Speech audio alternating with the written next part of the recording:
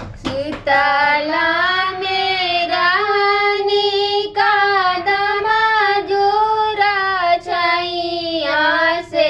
बांसुरी के धैला सिरहन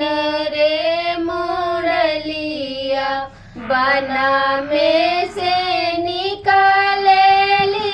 राधे प्यारी सखिया से बांसुरी के लिहाली छिपाई रे मुरलिया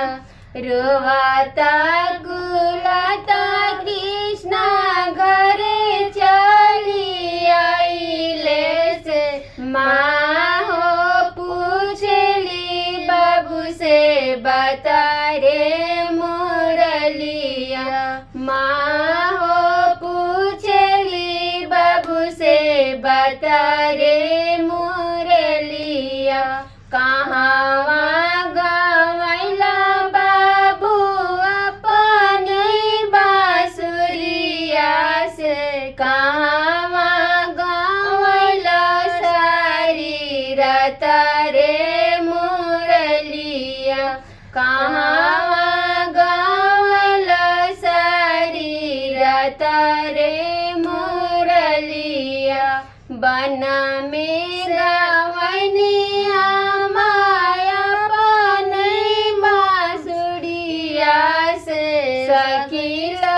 के संगे सारी रात रे मुरलिया सखी लोग के संगे सारी रात रे मुरलिया चुपा हो का कृष्णा मोर लाला नवास हम देव सोने के बांसुरी रे मुरलिया हम देव सोने के बांसुरी रे मुरलिया नहीं लेबा सोने के बांसुरिया से हम लेबा बास के बांसुरी रे मुरलिया हम लेबा बास के बांसुरी रे मुरलिया जईबा में बना बीचे घास कटई बस हम देव बस